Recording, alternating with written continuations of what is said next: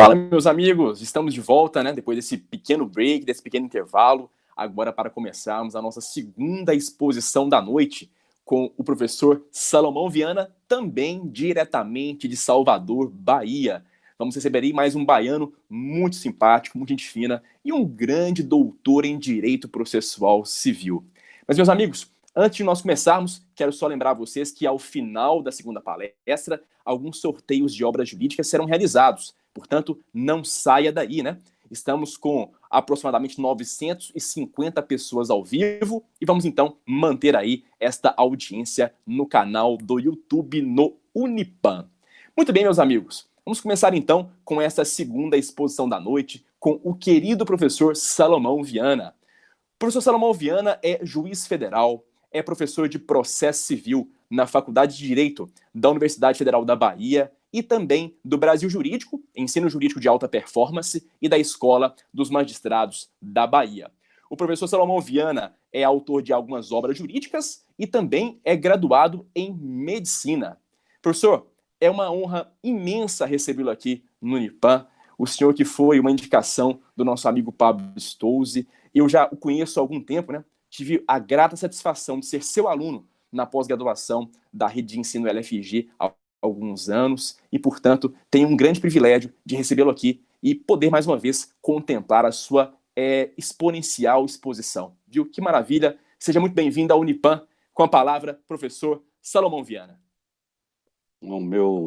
Boa noite a todos, meu profundo agradecimento à gentileza do professor Gabriel. O professor Gabriel é um gentleman, e percebam vocês a responsabilidade que recai sobre os meus ombros, em razão da indicação, que foi nada mais, nada menos do que do professor Pablo Stolze, em razão da circunstância de estar sucedendo no horário seguinte ao fantástico professor Nestor Távora, em razão também de outros processualistas haver estado nesse evento, a exemplo do meu queridíssimo amigo Fred Didier, do meu querido Alexandre Câmara.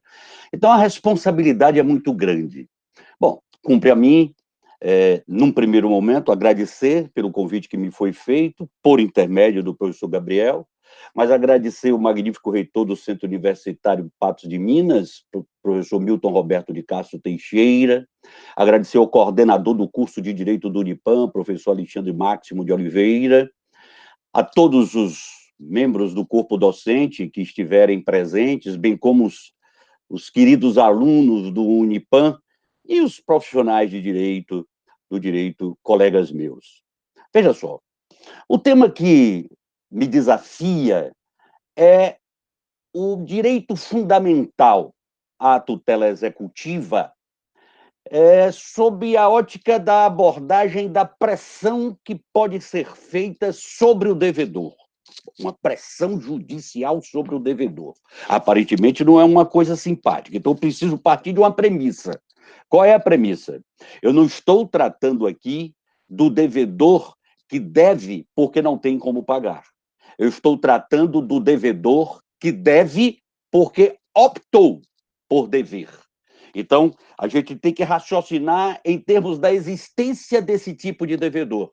E é preciso, inclusive, que saibamos medir adequadamente as consequências político-econômicas desse tipo de devedor. Eu sou um pai muito cuidadoso, né, com os meus filhos, e cuidadoso também na formação no que se refere ao cumprimento das obrigações que no futuro terão como adultos. 2 deles já são adultos, mas eu tenho outro de 13 anos. Quando chegaram todos eles, na medida em que cada um chegou na faixa dos 7, 8, 9 anos de idade, com todos eu tive a mesma conversa, que é a conversa que eu vou ter aqui com vocês agora, é a mesma conversa que eu digo na sala de aula, mas que pela carga didática merece ser repetida. Eu penso sempre assim: imaginemos numa determinada época que uma pessoa tenha em mãos 500 dinheiros, não me importa qual é a moeda, 500 dinheiros, e essa pessoa resolve ganhar dinheiro com esses 500 dinheiros. Ela chega à conclusão, por exemplo, de que se ela emprestar esses 500 dinheiros de um modo tal que daqui a 3 meses ela receba 600 dinheiros, para ela estará satisfatório esse ganho de 100 dinheiros, e depois dos 3 meses ela emprestará de novo os 500 dinheiros e por aí vai. Você está percebendo que eu estou falando do início de algo que lembra a atividade bancária. Bom, essa pessoa, então, empresta 5 para 5 outras pessoas, cada uma 100 dinheiros. Como ela objetiva receber 600 dinheiros, então ela acerta com essas pessoas que cada uma pagará 120 dinheiros daqui a 3 meses. Passados os 3 meses, as 5 pessoas pagam. E esse credor, então, está nas mãos com 600 dinheiros. Esse credor empresta para outras 5 pessoas. Passados 3 meses, dos 5, um não paga. Apenas 4 pagam. Ele emprestou 500, recebeu 480, teve prejuízo. Aí ele empresta de novo os 500 dinheiros, já colocou o dinheiro dele no bolso, para formar os 500, que ele recebeu 480. Aí ele empresta de novo os 500 dinheiros, e aí 3 pagam, 2 não pagam. Ele emprestou 500, recebeu 360. E faz diversas operações. Às vezes os 5 pagam, às vezes 4 pagam, às vezes ninguém paga, às vezes 1 paga, às vezes 3 pagam. No final das contas, obviamente, essa pessoa que tem esse dinheiro para emprestar, ela vai fazer uma média e ela vai chegar à seguinte conclusão. Para cada 5 pessoas que eu empresto 100 dinheiros, em média, 2 não pagam e 3 pagam, em média. Como eu preciso obter 600 dinheiros, e eu já de antemão posso prever que 2 não pagarão, em média, então eu vou, na verdade, em vez de cobrar 120, porque eu preciso receber os 600, eu vou cobrar 200 dos 3 que eu imagino que vão pagar. Portanto, quem termina pagando pelo inadimplente, aqueles 2 que não pagaram, são os adimplentes. O mal da inadimplência, do mal devedor, é um mal terrível para a economia, para a vida de um modo geral, porque nós, adimplentes, pagamos pelo inadimplente. O preço do dinheiro, que são juros, sobe na medida em que a inadimplência aumenta. Então, esse é um dos fatores, diante de muitos outros, inclusive a enorme ganância das instituições financeiras, mas esse é, sem dúvida, um fator, a inadimplência, que contribui para o aumento do preço de tudo, inclusive do dinheiro. Ora, se nós temos um quadro assim com uma repercussão tão grave na sociedade, então é preciso colocar nas mãos de todos aqueles que operam economicamente, que celebram negócios jurídicos de cunho patrimonial, um instrumento processual que permita que essa pessoa, uma vez configurada a inadimplência do seu devedor, possa obter com o máximo de rapidez o pagamento daquilo que lhe é devido. O instrumento que é posto à disposição dessa pessoa é o processo de execução. O processo de execução, ele se baseará sempre num título executivo. Ou esse título executivo foi fruto da atividade jurisdicional, seja atividade jurisdicional do Poder Judiciário, seja atividade jurisdicional do juízo arbitral, ou esse título executivo corresponderá a um documento ao qual o sistema jurídico atribui uma eficácia executiva. A exemplo das notas promissórias, duplicata, debênture, contratos que atendam tais e tais características, etc, etc. Então, as pessoas que forem credoras e tiverem um título executivo nas mãos, elas devem lançar mão desse processo de execução, porque assim ela estará mais perto da satisfação da obrigação. Nós todos sabemos que existe um direito fundamental de acesso à justiça. Agora, raciocine comigo, minha querida, meu querido. De que adianta ter o direito fundamental de acesso à justiça se não existir a possibilidade de adoção de providências tais que coloquem nas mãos daquele que tem o direito o bem da vida por ele almejado, já que ele tem direito ao bem da vida? O processo responsável por colocar nas mãos de quem tem o direito o bem da vida que foi objeto da disputa, seja o dinheiro, seja o cumprimento de obrigação de fazer, de não fazer, de entregar coisa distinta de dinheiro, não importa, o processo que se presta para isso é o processo de execução. Portanto, se eu tenho um direito fundamental de acesso à justiça, e esse direito fundamental de acesso à justiça somente se concretiza com o efetivo acesso daquele que tem o direito ao bem da vida objeto da disputa, então eu concluo que de nada adianta esse direito fundamental de acesso à justiça se não existir, como de fato existe como consectário lógico dele, um direito fundamental à tutela executiva. É de se reconhecer, portanto, a existência de um direito fundamental à tutela executiva. E se há um direito fundamental à tutela executiva, é preciso que exista um suporte, é preciso que exista um suporte normativo para dar apoio àquele que é titular do direito fundamental à tutela executiva. E aí, eu começo agora a minha apresentação mostrando para vocês, ao tempo em que falo, obviamente, slides que foram elaborados exatamente com o propósito de auxiliar vocês, mediante o uso de mais um recurso, além do áudio e do vídeo, também da visão. Há um sistema jurisdicional, minha querida, meu querido, de suporte ao direito fundamental à tutela executiva. E para que esse direito, esse sistema jurisdicional funcione adequadamente, é preciso que se compreenda que todas as normas que disciplinam a tutela executiva devem ser aplicadas de modo a que se obtenha delas normas a maior efetividade possível. Dentro em breve nós cuidaremos aqui do princípio da efetividade. Mas se há um direito a ser já reconhecido, um direito já reconhecido a ser executado, as normas que disciplinam o procedimento executivo devem ser normas das quais se possa extrair a maior quantidade de efeitos possível. Ao lado disso, é preciso que a gente se recorde de que o sistema jurídico coloca nas mãos dos diversos sujeitos, dos exequentes, diversos meios executivos. Há todo um aparato executivo colocado nas mãos do exequente, nas mãos do aparelho judiciário, e devem ser adotados todos esses meios executivos que forem considerados necessários à prestação integral da tutela executiva. Mas, minha querida, meu querido, o direito, assim como o direito fundamental à tutela executiva, assim como todo direito fundamental, tem freios. É possível a restrição do exercício do direito fundamental à tutela executiva, mas, por óbvio, para que isso aconteça, é preciso que exista um outro direito fundamental em confronto. Daí, essa assertiva que aí está.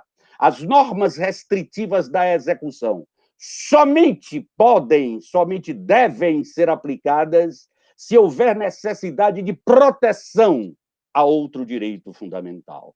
Estão postas, assim, as bases a respeito da existência desse direito fundamental à tutela executiva. Agora, pensem bem. Se eu preciso de um direito fundamental à tutela executiva, deixa eu ver vocês aqui num plano maior, se eu tenho um direito, sou titular de um direito fundamental à tutela executiva, já se chegou à conclusão, ao longo da evolução histórica, que devem existir à disposição da satisfação desse direito um conjunto de meios esses que não são apenas aqueles que estão previstos na lei, não são apenas meios executivos típicos, também meios executivos atípicos. O que é que eu quero dizer com a utilização de meios executivos atípicos? São formas de execução que não estão previstas expressamente na lei, que são fruto da criatividade, vamos dizer assim, do julgador ou do credor que requer a adoção da medida.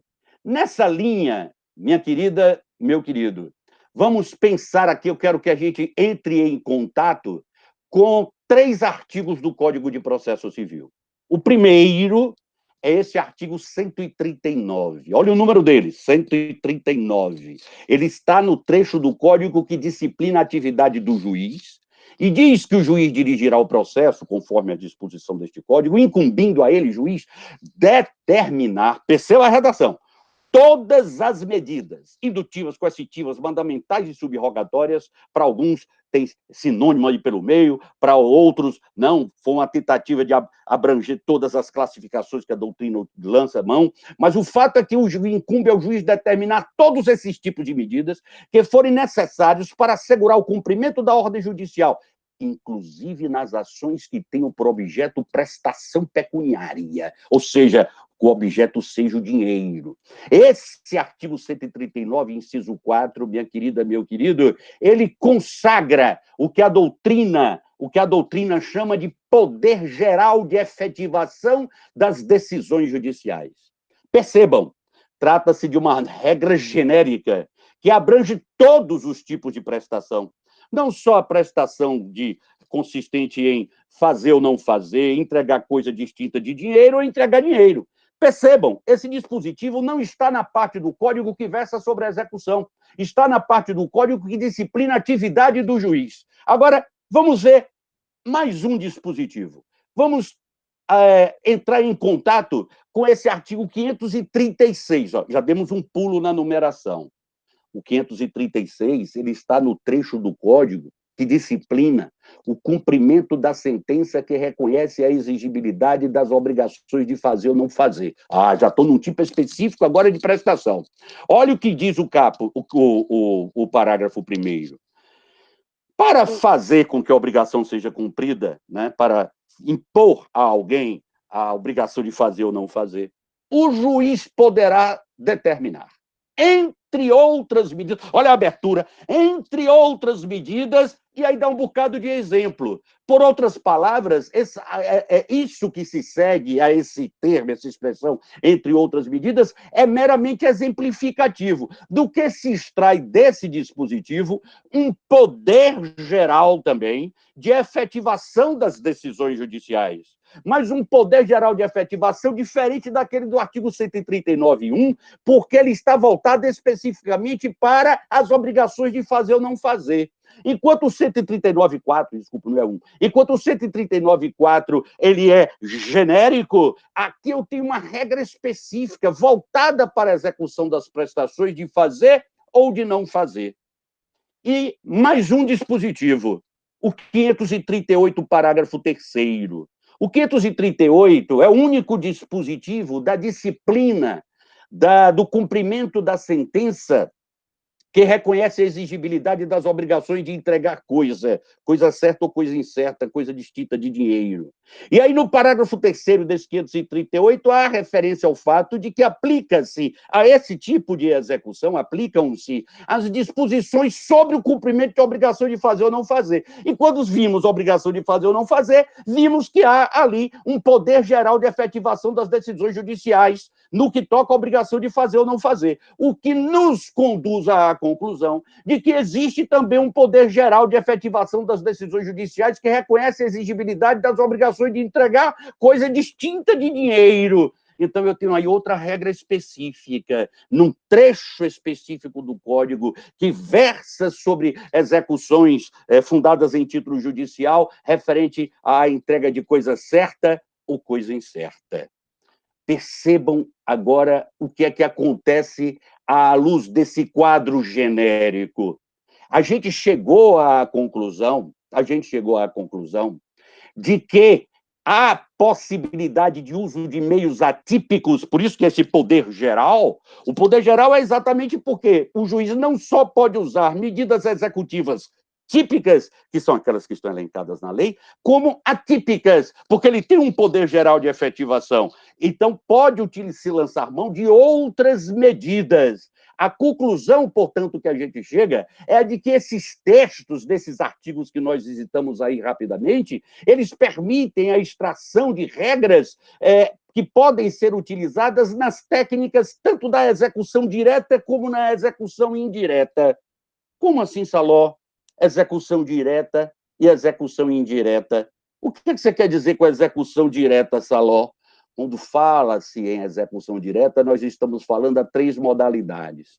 A execução por desapossamento. É rapidinho isso.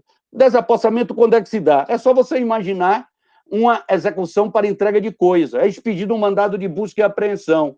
O devedor, o executado, ele é desapossado da coisa. Eu tenho uma execução direta por desapossamento.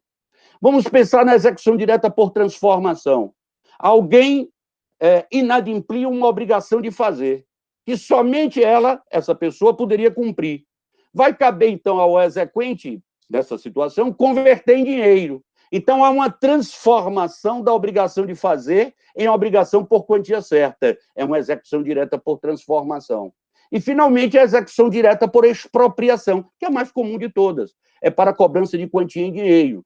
Procura-se um bem da pessoa, penhora-se esse bem, se não for dinheiro, avalia-se esse bem, aliena-se esse bem, apura-se o valor respectivo, paga-se ao credor e, se sobrar, devolve-se ao devedor. Isso é execução direta. E, Saló, e as tais das execuções indiretas? Bom, a execução indireta, ela pode ser parcial, desculpa, pessoal ou patrimonial.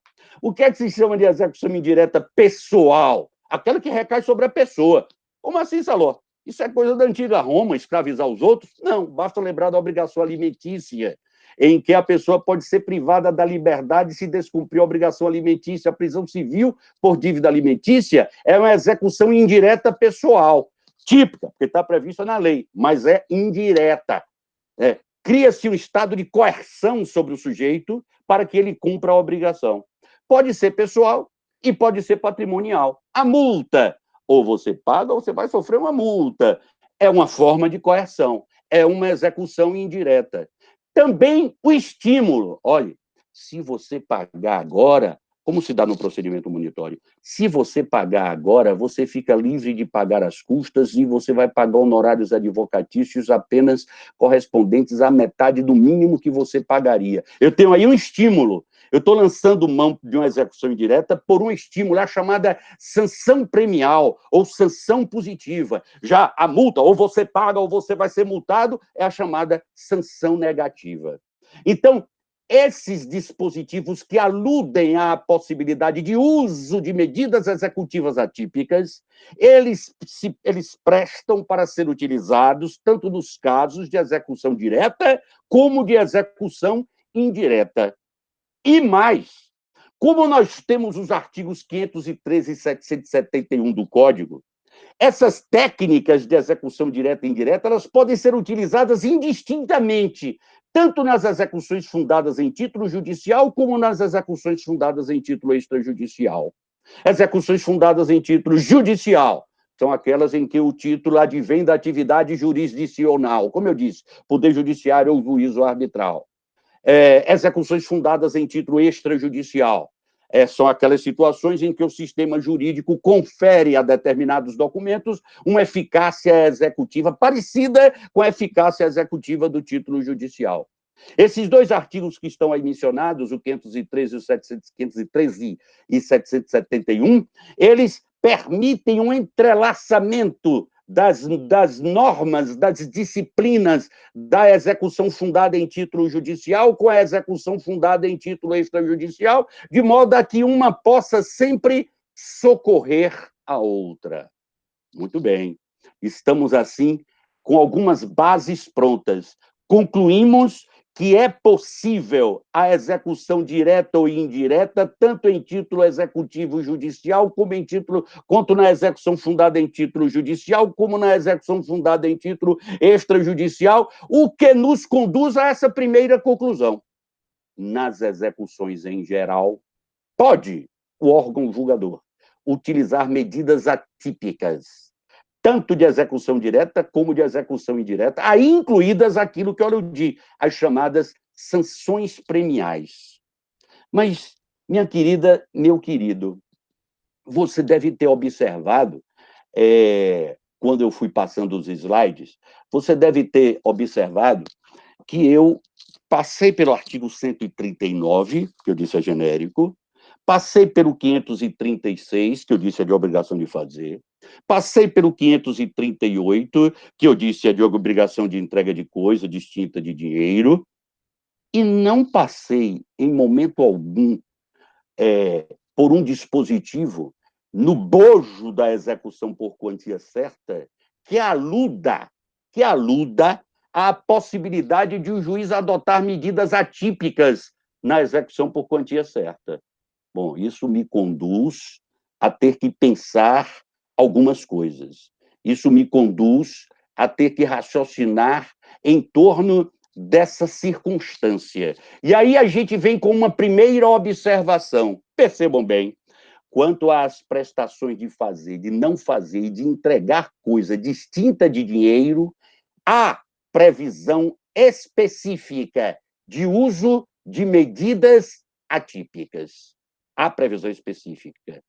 Já no que se refere a prestações de natureza pecuniária, execução por quantia, não há previsão específica de uso de medidas atípicas.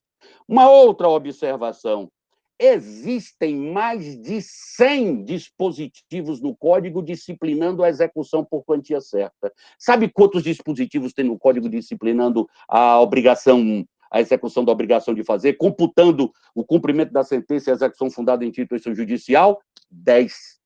E para obrigação de entrega de coisa, 9. E para execução por quantia, mais de 100. Bom, obviamente que o sistema jurídico se ocupou de disciplinar o procedimento de execução por quantia certa, de modo a deixar, tanto quanto possível, o mínimo de espaço.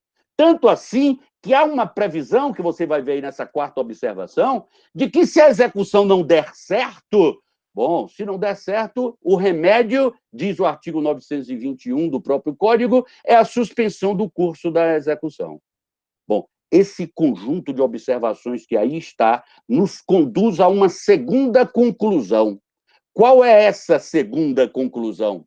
A de que a execução por quantia certa é marcada pela tipicidade, em razão do que, nela, a utilização de medidas atípicas deve se dar apenas subsidiariamente. Afinal de contas, como eu disse, são mais de 100 artigos, todos prevendo medidas típicas. Para eu inserir uma medida atípica, só se for subsidiariamente, depois de esgotadas as medidas típicas. Agora, a terceira conclusão, já no que toca às execuções de obrigação de fazer, não fazer e de entrega de coisa distinta de dinheiro, bom, elas são marcadas pela atipicidade em primeiro plano. É muitíssimo importante observar isso que eu acabei de dizer. Por quê? Porque muitas vezes a gente se depara com o artigo 139, inciso 4, e acha que o juiz pode, por exemplo, sem esgotamento prévio das medidas típicas, como já aconteceu, mandar apreender o passaporte de alguém, bloquear o cartão de crédito, afinal de contas, se o sujeito deve, como é que ele vai viajar para o exterior? Essas medidas são medidas classicamente atípicas, não há previsão legal disso, vem da criatividade do juiz. Para que isso seja utilizado no bojo de um processo de execução por quantia certa, só pode ser utilizado subsidiariamente. Já no que se refere à obrigação de fazer, não fazer, e de entrega de coisa distinta de dinheiro. O uso de medidas executivas atípicas se dá em primeiro plano. Está aí uma parte importante, já vencida, do nosso tema. Quando é que eu posso lançar mão de medidas executivas atípicas contra o executado? Eu posso lançar mão nas seguintes situações. Tratando-se de execução, de obrigação de fazer ou não fazer entrega de coisa, eu tenho uma certa liberdade para a adoção de medidas atípicas. Agora, tratando-se de execução por quantia certa, o sistema jurídico fechou um pouco as portas e eu só posso utilizar medidas atípicas subsidiariamente. Subsidiariamente. Bom, posta essa base, vamos pensar agora, e é importante que a gente pense mesmo, nos princípios que regem a execução. São vários, obviamente, são vários. Mas há 3 desses princípios que chamam a atenção. Um deles, não precisaria nem falar, é o princípio da efetividade.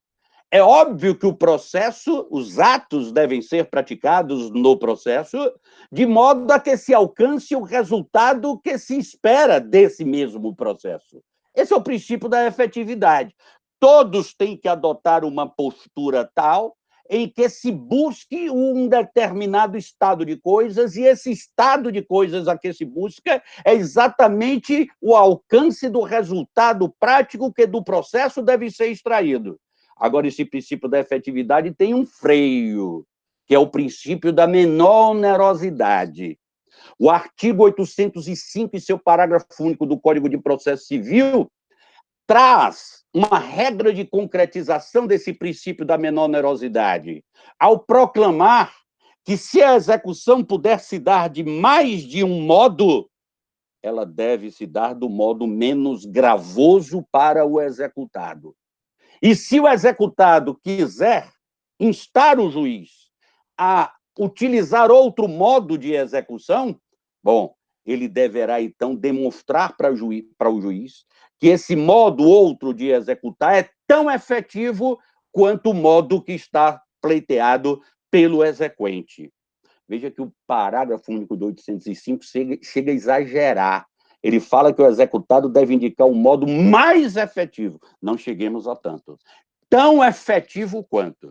Portanto, o freio do princípio da efetividade é o princípio da menor onerosidade, porque se há mais de um modo para executar, dos modos esses que permitem chegar ao mesmo resultado, e o exequente opta pelo modo mais gravoso para o executado, está havendo abuso de direito.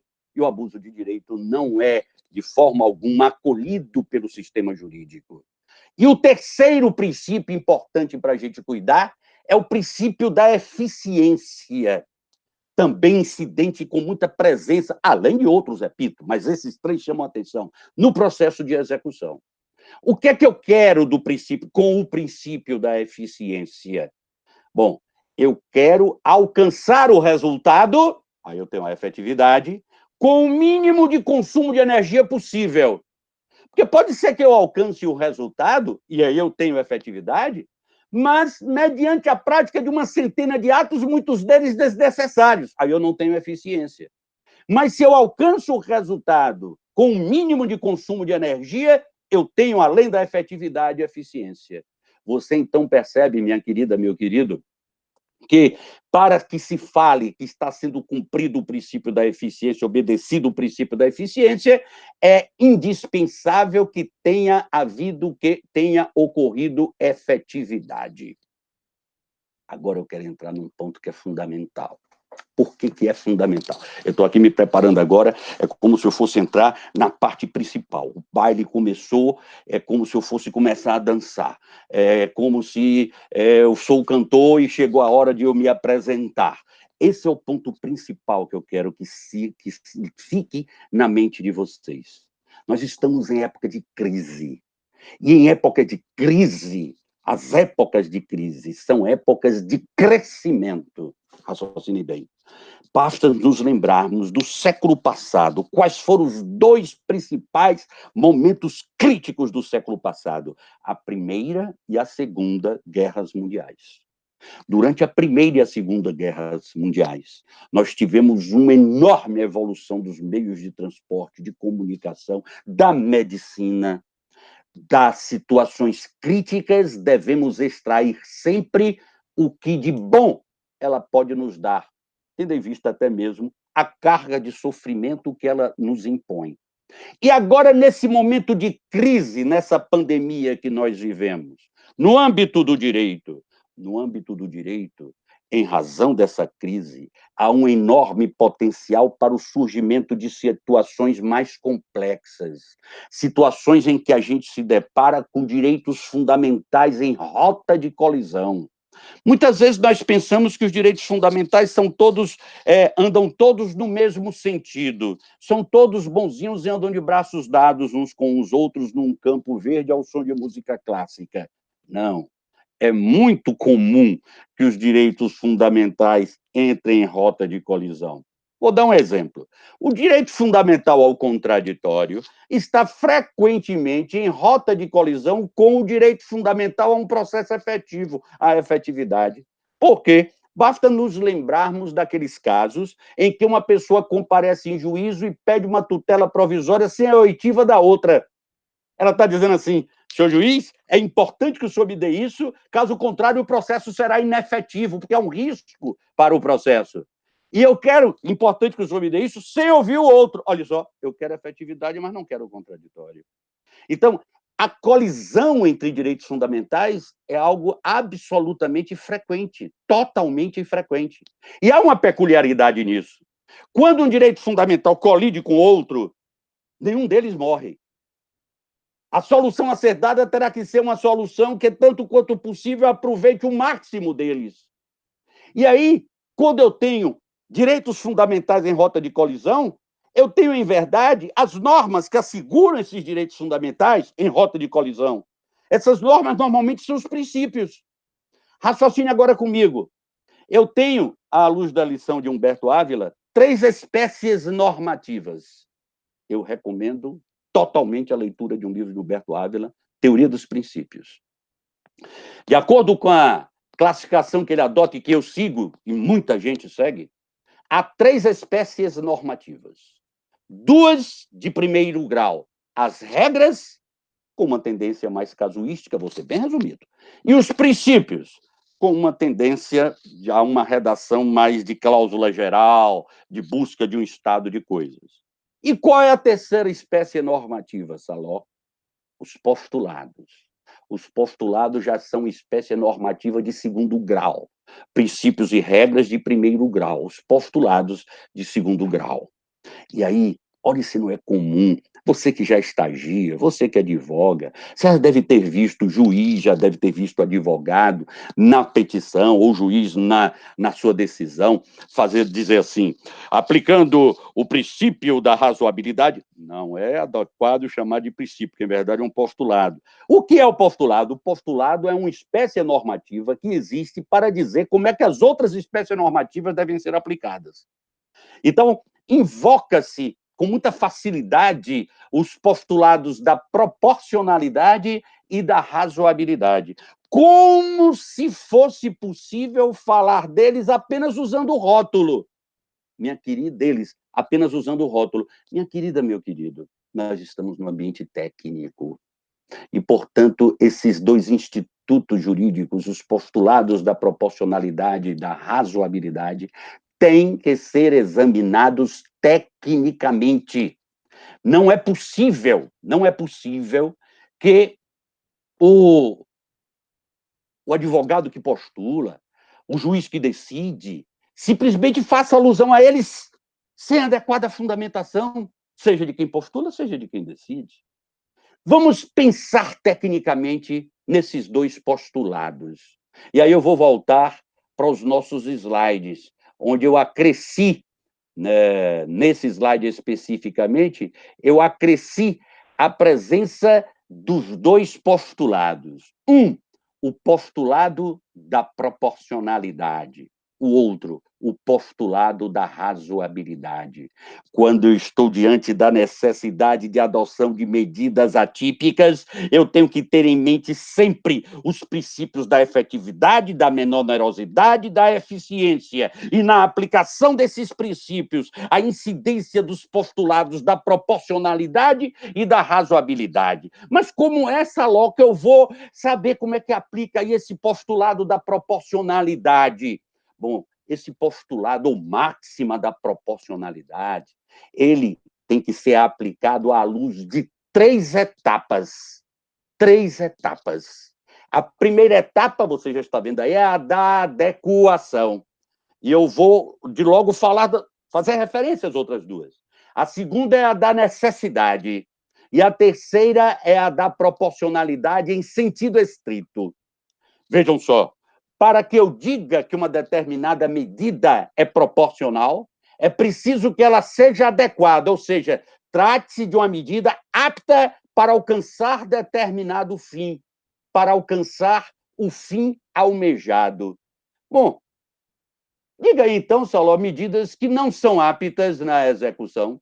Por exemplo, eu arbitro uma multa de valor irrisório para um executado que é uma potência econômico-financeira. Não vou jamais conseguir convencer esse executado a cumprir a obrigação com base nessa multa. Não vou. Ou boto uma multa pesada para um executado que não tem patrimônio nenhum. Porque não tem patrimônio, tanto faz a multa ser de 1 milhão como de ser de R$1.000, não muda nada. Essas são medidas inadequadas. Vamos pensar aqui um pouquinho em termos de pandemia, porque esses postulados a que estou me referindo, proporcionalidade e razoabilidade, eles são usados no direito, são institutos do direito, mas eles são para ser utilizados na nossa vida, no nosso dia a dia. Como assim?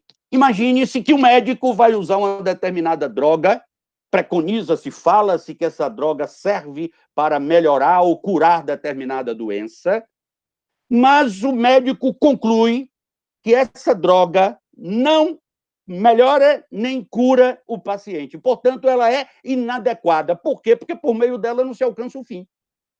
Então, se ela é inadequada, eu não vou nem questionar que males ela pode causar. Eu não vou questionar necessidade, muito menos proporcionalidade estrita. Voltemos aos nossos slides. Então, quando eu penso no postulado da proporcionalidade, eu primeiro raciocínio. A medida a ser adotada é apta para alcançar o fim almejado? Bom, se ela for apta, eu aí passo para a segunda etapa do raciocínio. Há necessidade de adoção dessa medida aí, que eu estou pensando que é suficiente para alcançar o fim? Ou existe outra medida que é menos restritiva dos direitos da parte contra quem a medida vai ser adotada? Porque se eu tiver, por exemplo, duas medidas que atendem à adequação e uma delas for menos lesiva, obviamente, atendendo-se ao postulado da proporcionalidade pela ótica da necessidade, eu vou optar pela menos lesiva. As duas têm que ser adequadas. Por meio delas, eu alcanço o fim.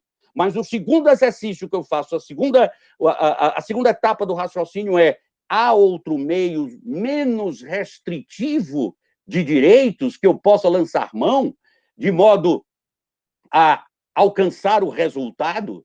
Bom, e na vida prática, Saló, como é isso? Como é que eu vejo isso num processo de execução? Bom, vejam só.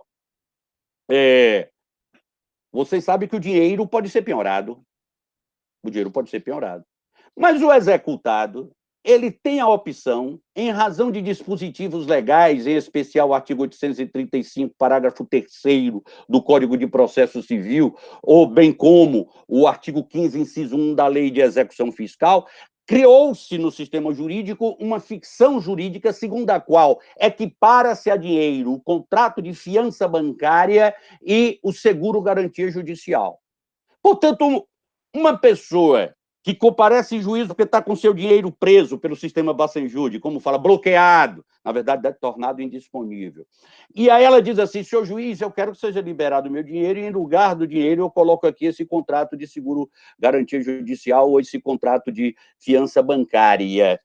Obviamente que haverá menos dano com a penhora sobre o seguro-garantia judicial do que com a penhora de todo o dinheiro dessa pessoa. E, finalmente, eu penso no postulado da proporcionalidade à luz da chamada proporcionalidade em sentido estrito.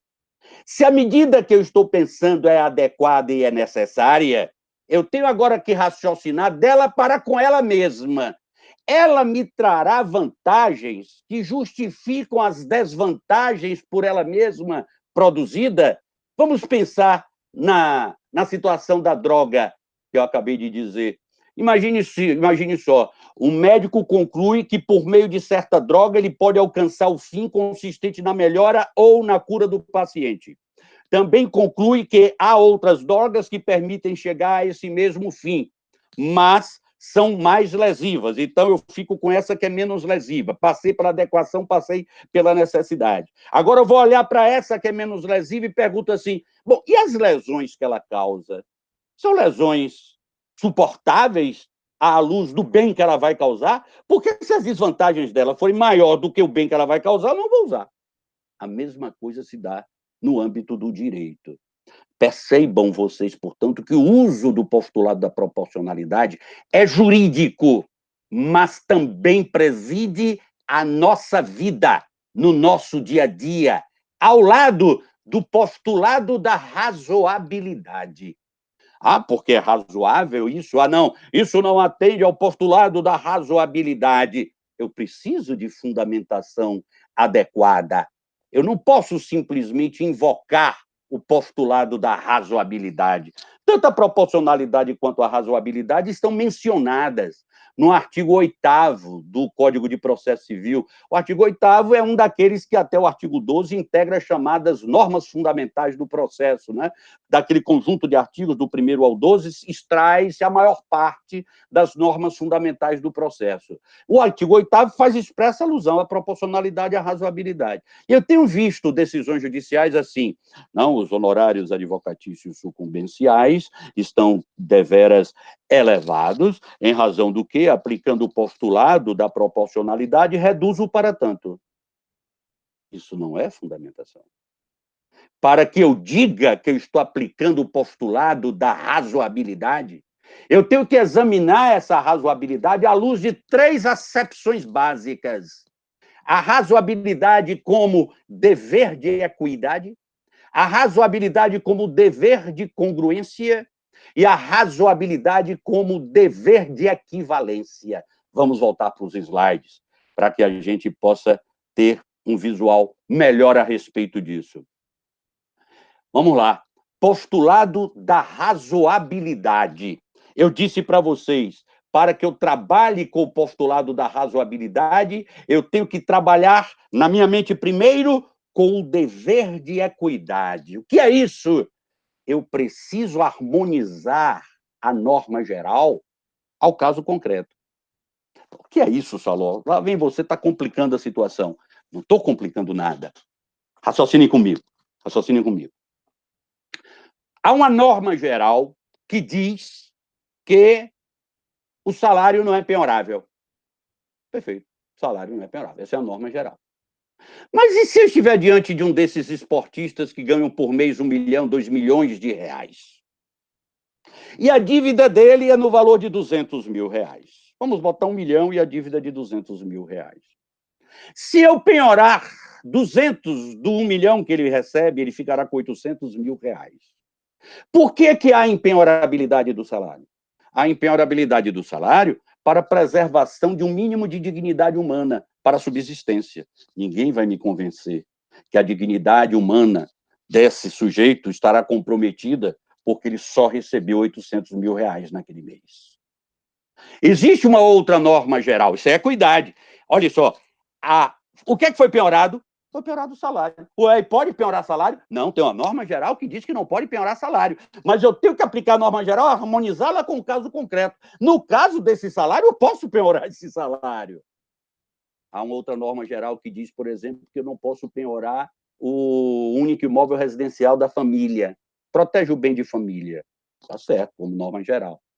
Mas vamos pegar um caso concreto em que esse bem de família é um apartamento no valor de 5 milhões de reais, que a família mora lá. Eu lhes pergunto, havendo uma dívida de 500 mil reais, se esse apartamento de 5 milhões de reais vier a ser penhorado, avaliado, alienado, apurado o dinheiro, entregam-se 500 mil reais para o credor e devolve-se 4 milhões e meio para o devedor, esse devedor vai poder comprar um apartamento de 4 milhões e meio, eu posso dizer que está havendo um ataque contra a dignidade dessa pessoa que vai poder dispor de dinheiro para comprar um apartamento no valor de 4 milhões e meio? Não é possível. Não está havendo equidade. Então, olha a gravidade. Eu quero voltar para olhar para vocês. Olha a gravidade dessa situação. Qual é a gravidade? Se vocês pegarem a situação fática, ela se encaixa com perfeição na hipótese de incidência prevista na norma. Como é isso, Saló? Está lá dizendo, não pode piorar salário. É um salário que está sendo piorado. Em tese, não pode piorar. Não pode piorar o único imóvel residencial da família. Não pode piorar. Bom, então, a norma, ela incide ou não incide, Saló? Ela incide. A norma incide. A questão é que ela não pode ser aplicada. É diferente. Nesse caso específico, ela não pode ser aplicada. Eu preciso harmonizar a sua aplicação com o caso concreto. É isso que se quer dizer com razoabilidade no sentido de equidade. É isso que se quer dizer com cumprimento do dever de equidade quando se fala em razoabilidade. Mas não basta pensar no dever de equidade. Vamos voltar para os slides. Eu preciso também pensar na razoabilidade à luz do dever de congruência. O que é agora dever de congruência, Saló? Eu preciso harmonizar a norma com a realidade para a qual ela foi editada. Como é isso, Saló? Essa frase é complexa, mas é fácil de entender essa história desse dever de congruência. Eu vou dar 2 exemplos e você vai entender essa história do dever de congruência. A norma ela existe para fazer face, ela é criada à luz de uma determinada situação fática. Então, já apareceu aí o dever de equivalência, que nem era para aparecer. Mas vamos pensar logo aqui, deixa eu voltar para poder te falar desse dever de congruência. Olha só, imaginem, vamos pensar na pandemia. Imagine que uma estrada se situa às margens de uma rodovia e que, de acordo com as normas reinantes no local, não quer se bloquear a entrada de visitantes na cidade, para evitar que se traga o coronavírus para dentro da cidade. Mas há uma rodovia federal que passa às margens da cidade. Bom, já se sabe que aquelas pessoas que passarem pela rodovia não vão ingressar na cidade, a menos que seja morador, etc, etc. Aí, adota-se no particular a seguinte providência. A pessoa, os transeuntes que estiverem usando a rodovia, não poderão passar por esse trecho da estrada que fica à margem da cidade. Mesmo que passe de carro fechado direto. Terão que usar uma estrada vicinal não pavimentada e muito mais longa. Eu lhes pergunto, há razoabilidade nisso? Se apenas o que vai acontecer é a passagem de um carro pela rodovia, ninguém vai entrar na cidade? Ou seja, a base fática que ensejou a criação da norma justifica a norma? Existe uma base fática razoável?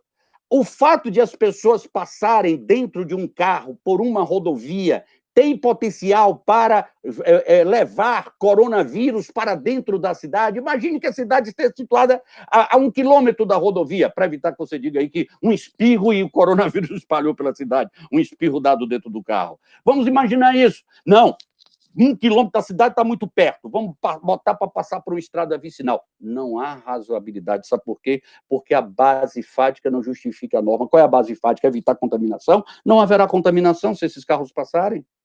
Vou dar outro exemplo. Imagine que o benefício da gratuidade da justiça fosse estendido, não é? Fosse estendido para cobrir também despesas ou valores relativos à multa por litigância de má-fé, por prática de ato atentatório à dignidade da justiça. Não há razoabilidade. Por que não há razoabilidade? Porque a base fática que enseja a criação do Instituto da Gratuidade da Justiça é a hipossuficiência econômica. Aquele que dentro do processo teve uma má conduta, não importa que ele seja ou não hipossuficiente economicamente, ele praticou um ato inadequado, um ato que malfere a boa-fé, objetivo ou subjetivo, não importa, e em razão disso ele sofre a punição respectiva, que é uma multa. Não pode uma norma abarcar, dizer que o benefício da gratuidade da justiça abarca as multas. Por quê? Porque o benefício tem como base fática a hipossuficiência, e não a prática de um ato ilícito. É isso, minha querida, meu querido, que eu quero dizer com o dever de congruência. O dever de congruência. Vamos pensar ainda no dever de congruência de outra forma. Vamos imaginar assim, a questão da base enfática, olha só.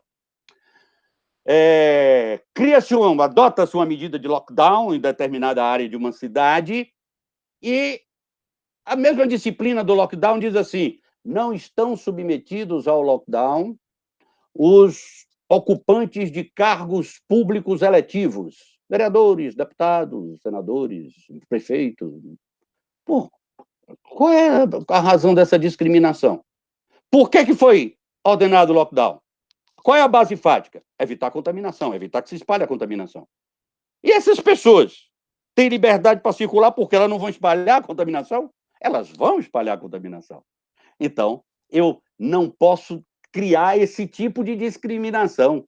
Se eu criar esse tipo de discriminação, estarei violando o dever da congruência no exame da razoabilidade. No exame da razoabilidade, eu já disse para vocês, vamos voltar para os slides, eu disse para vocês no que toca ao exame da razoabilidade, eu preciso cumprir o dever de equidade, harmonizar a norma com o caso concreto, o dever de congruência, harmonizar a norma com a realidade para a qual foi ela editada, e, finalmente, o dever de equivalência, que é harmonizar a medida com o critério que dimensiona a própria medida. Como é isso, Saló? Você está usando expressões inadequadas aí, de difícil mergulho, de difícil entendimento. Não, são expressões próprias, usadas por Humberto Ávila. Eu estou aqui como um mero transmissor de informações, informações de Fred, de Humberto Ávila, de Robert Alex, de diversos doutrinadores. Eu não estou criando nada. O que é esse dever de equivalência, Saló? Vou dar um exemplo. Quem pratica ato atentatório à dignidade da justiça sofre uma multa. Pronto, sofre uma multa. Bom, a multa vai de tanto a tanto por cento do valor da causa. Se o ato praticado, o ato de atentatório à dignidade da justiça, for um ato de menor gravidade, a multa tem que ser menor. Se é de maior gravidade, a multa tem que ser maior. Se eu pego um ato de baixa gravidade e aplico uma multa alta, não estou sendo razoável. Estou ferindo o dever de equivalência do postulado da razoabilidade. Imagine que se eu aplico uma multa alta no teto para um ato de baixa gravidade, o que é que eu vou fazer quando aparecer um ato de alta gravidade nesse mesmo processo? Você vê que não há razoabilidade em aplicar uma multa alta à luz de um ato ilícito ilícito processual de baixa gravidade. Isso é cumprir o dever de equivalência do postulado da razoabilidade. Então, minha querida, meu querido, quando pensarmos em processo de execução, quando pensarmos em tudo na vida, nós vamos pensar sempre na razoabilidade e na proporcionalidade. Mas quando estivermos no ambiente técnico, a gente tem que abordar essas situações à luz de critérios técnicos. Se eu estou no direito, se eu sou advogado e vou elaborar uma petição e vou invocar o princípio da proporcionalidade, eu deverei demonstrar que a medida que eu quero é adequada, necessária e atende à proporcionalidade em sentido estrito. Se eu invoco o postulado da razoabilidade, não me lembro se eu falei princípio da proporcionalidade, é postulado da proporcionalidade. Se eu invoco o postulado da razoabilidade agora, eu tenho que passar pelo crivo do dever de equidade, do dever de congruência e do dever de equivalência. Tenho que fazer constar isso na petição, tenho que fazer constar isso na decisão que acabei de proferir. Esses, minha querida, meu querido, são conhecimentos que, de um modo geral, a gente não usa. Eu sou juiz há mais de 30 anos, e, obviamente, que foram muito poucas as situações em que eu me vi obrigado a lançar mão desse tipo de conhecimento para embasar a decisão. Algumas situações aconteceram, mas em tempo de crise, as situações acontecem com mais frequência, sem nenhuma dúvida. Vou dar um exemplo recente. O CNJ, por meio da resolução número 318 de 2020, é a última das resoluções que fala de prorrogação de prazo. Ele, lá no artigo, ele diz assim, orienta os juízes a não fazer penhora, praticato de constrição, sobre o valor que está sendo recebido pelas pessoas a título de auxílio emergencial. Não pode haver penhora. É lógico isso? Lógico. A pessoa está passando fome, está recebendo um auxílio emergencial exatamente para suprir a falta que a sua atividade, a falta da sua atividade profissional, é um autônomo, por exemplo, que não está conseguindo trabalhar, é bem razoável isso. Mas e se essa dívida que está sendo cobrada for uma dívida alimentícia? Eu tenho que preservar a subsistência de quem precisa dos alimentos e de quem vai pagar alimentos. E numa situação dessa, apesar da existência da norma geral, eu terei que pensar, e se for o caso, aplicar a regra da penhorabilidade de uma parcela desse valor, de modo a, tanto quanto possível, preservar o direito fundamental à subsistência de ambos os lados. Oi, já estou encerrando. Já estou encerrando. Então, o que eu quero de vocês, minha querida, meu querido, é que esse tipo de conhecimento esteja à mente de vocês, para ser utilizado. Que vocês não fiquem no comum, que vocês avancem e que extraiam com isso, de momentos de crise, de um momento como esse, o que de melhor esse momento pode oferecer. O aprendizado, o amadurecimento, no caso do direito, a obtenção do conhecimento. Muito obrigado. Grande professor Salomão Viana, que prazer, meu amigo.